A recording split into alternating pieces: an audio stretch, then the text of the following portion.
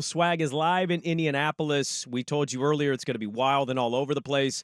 And sometimes we don't know when or who is going to pop on, but we were excited to find out that we could get Geoff Schwartz, former Oregon Duck offensive lineman, obviously NFL offensive lineman as well. You catch him on SiriusXM, Fox Sports, and his new show, Geoff Schwartz is Smarter Than You, because, well, he played football, and he is. He absolutely is. He joins us now. Geoff Schwartz on Twitter. Jeff, good morning. Thanks for hopping on with us, man. How you doing?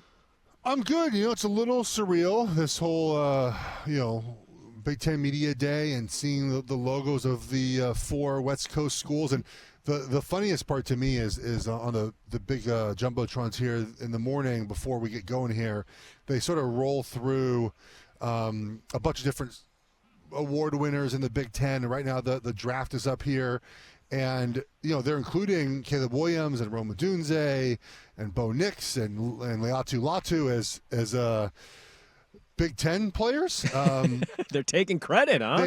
They had leaderboards up yesterday, and they had Jim Thorpe Award, and it was like Mark Carrier from 1989 at USC. I'm like, I don't know if you can claim that for the Big Ten, but I guess you sort of have to now. So, it's real. It's different, but it's real. So we have to embrace it. Do you like it, though? I don't know if like is the right word. As an Oregon fan, there's relief, especially when you see what's happening with the ACC right now and how there's a very clearly defined top two hierarchy with the SEC and Big Ten. So I feel very relieved that Oregon is in the Big Ten. I feel like this is, big boy football, which we certainly deserve to be in. And so that to me is, so relief, I think, is the right way to put it. I'm relieved Oregon's here. But again, I don't know. I mean, I don't know what to make of the Big Ten yet. We just got here. Michigan, Ohio State, and Penn State, for the most part, their history. It's learning everyone else. It's talking to these coaches and players and finding tidbits about their programs. I'm doing SiriusXM. Everyone will tune in today, and doing it with Anthony Herron, who's great, and Ben Hartzog, and those are two Big Ten lifers, and hearing them talk about schools and storylines and stuff that I just, no matter what research that I do, I ain't gonna find. And so, but that's the way they probably feel when I talk about the four Pac-12 schools, right? So it's a learning experience, but I'm enjoying being out here. Your new show, Geoff Schwartz is Smarter Than You. You very well are. I'm curious, though. You were at Oregon at kind of the launch of branding and changing and uniforms, and you were at the start of all of that stuff. I'm curious, did Geoff Schwartz in college, or even Geoff Schwartz now, think he'd ever be in Indianapolis and see a big-ass floating duck in the river, and what he makes of all that? Dude, I got done at 3 yesterday, and I walked back to the hotel, got something to eat, and then I got on. I love taking those little scooters, right? Like yes, little scooters. Yeah, I love it. I got it because I'm. It's like my adventure. I'm not very adventurous. It's taking a scooter through a city is adventurous for me. And I rode down to. I first walked to the river. I walked one way. I looked for the duck forever. I was like, "Where is this duck at?" Like, I wanted to take a picture. I was going to take a selfie with it. And then I got on a scooter. I was tired of walking, and I started scooting around. I saw they had taken it down, so I was so bummed. I got there like at 5 o'clock. If I'd forego my meal instead of being a fatty, I would have been able to see the duck on the river. This is though just another example of just the brilliant marketing strategy of Oregon, right? It's not even Oregon's day. Oregon's day is tomorrow at Big Ten Media Day, and yet we started yesterday talking here about Oregon. Yeah. Everyone's talking about Oregon at the Big Ten Media, not even their day, right? Tony Petitti, the Big Ten commissioner, spoke yesterday as well. And all everyone talked about on social media was this duck that Oregon put on the river. And it's just brilliant marketing, continued success of this advertising marketing by Oregon. We're talking about Oregon. And again, the point of that is hype, recruiting, all those things that matter, right? Attention that matter. Recruits see that stuff. Recruits love things like that, man. So I thought it was just really brilliant of them. Yeah, Geoff Schwartz is joining us, former Oregon offensive lineman, 8-year offensive lineman, SiriusXM. You can catch him on that, Fox Sports as well, and his new show, Geoff Schwartz is Smarter Than You podcast. There is it's wild to see. Not only are they new to the conference, but they've kind of become the storyline. Texas had a little bit of this at SEC Media Day, and it's like they haven't played a conference game, and I feel like people already kind of hate Oregon just because of the amount of eyeballs they take from everybody else in that conference already. Like Brett Bielema, nobody knew what you said because everybody was looking at a photo of a floating duck in a river. Yeah, it's impressive to see where Oregon has become. I mean, to come into a conference as storied as this one, and Michigan won the championship last season. Like, there's a lot to talk about in this conference, and a lot of attention is focused on Oregon, and that's because of the football first and foremost, right? I mean, what Dan Lanning has done and staff of bringing in a very talented roster, having success in his first 2 seasons, it's impressive, and there are going to be a lot of attention on Oregon when they're here tomorrow. We talked a lot about them yesterday. We'll do it again today because they're the team that a lot of teams are chasing, right? They're chasing Ohio State, but they're also chasing Oregon. So it's nice that we've gotten to this point where we're a university that is looked at in this way for the football program. I'm curious, Kirby Smart makes a joke at his former colleague Dan Lanning in Oregon and says, I wish I could get some of that Phil Knight Nike money. And Rob Mullins told the Oregonian that, like, it makes him uncomfortable that everybody just gives NIL money as the reason why Oregon's doing well. One, your thoughts of just Oregon kind of being disruptors and upsetting the world because they're recruiting so well and getting talent. And two, what stands out to Geoff Schwartz, former Oregon guy who covers college football? What stands out about Dan Lanning that's different from what they've had?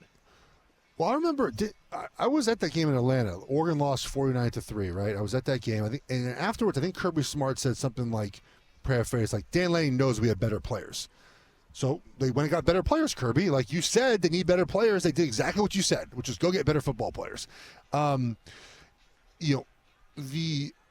Oregon's NIL, Phil Knight, Nike, it's a boogeyman. You can just say it whenever you want to deflect blame or put blame or, use as an excuse. And teams and coaches and media members just do that all the time. The fact is, a small percentage of players go to colleges for the money alone, right? Oregon's competing routinely with Ohio State, Texas, A&M, some schools in the South. Do you think Oregon has a definitively better offer than these other schools? No, they're about the same. They all talk. They know sort of what they're getting offered, because especially if you go visit LSU and you come back to Oregon and say, hey, I need an extra $100,000, they sort of know what LSU's offering, right? Mm-hmm. And Oregon doesn't get every player they want. If they did, then I think you could make a better argument that they just pay for everyone, but they don't, right? The reason why Oregon has success in the NIL space is the organization and the operational wherewithal of Division Street. It is the best run NIL. It is run by professionals who understand business and marketing and advertising. Oregon does not break the rules, right? They don't show up to some recruit's house with a bag of cash. You have to get on campus before you receive any money, which is the way that NIL works. There's also requirements for, things you have to do in the community to get that money. They're not just giving you money for free. I mean, so there's many reasons why the Oregon NIL program functions the way it is. And the other thing that is just naive on the part of a lot of people is, everyone looks at Oregon and thinks it's just Phil Knight. I'm telling you, and Oregon fans know this, it's not just Phil Knight, guys. And I know Phil's getting up in age, and there's plans in place, everyone. Like this idea that Oregon's just going to disappear. Oregon has lots of boosters. Again, it's one program working together. They all have the same goal. They let smart, competent people run the NIL program, and that is part of the reason why. You mentioned Dan Lanning. He is young. He's my age. He's 38, man. He understands these kids now. The Gen Z, Gen X, whatever they are, Gen A now. I don't even know what age group he's recruiting. They're different than millennials and boomers and Gen X. And Dan Lanning knows how to talk to them, knows how to relate to them. I think that the parents really trust that Lanning has the best interest out for their kids, and he's not going anywhere. I mean, if he took down Alabama, which I know he did, where's he going to go? He's not going anywhere else. So if you send your kid there, Lanning's not leaving. And other things that I think are advantageous, like Oregon's sending a bunch of kids to the NFL now, which we didn't for a while. All over the place, right? Wide receiver, which is a position for as good as Oregon's offense has been over the years, didn't really send many wide receivers to the NFL. Offensive linemen, quarterbacks, cornerbacks. Well, this year we'll send more defensive linemen to the NFL, linebacker. I mean, we're sending all everywhere. So now when you come to Oregon, you get the really well-run NIL program, plus you get to go to the NFL. And you get a coach that you trust to be there and nurture your kids. And so it makes it easy sell. Yeah. Geoff Schwartz is our guest here, former Oregon offensive lineman. We got a couple more for you before we let you go here, Geoff. Our producer today is Will Ortner. He played offensive line in college. He had an offensive line question. You are smarter than everybody else, and so I'm curious to see where this goes with offensive line-based question from an offensive lineman to an offensive lineman.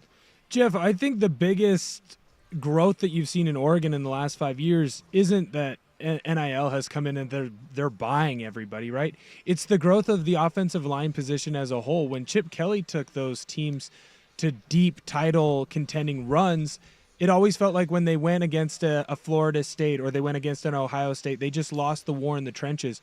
Yes. How has Coach Lanning gone out and been able to recruit top-end high school offensive line talent? But then really, how has he been able to develop them? Because they seem to get better every single year. What are they doing in that program?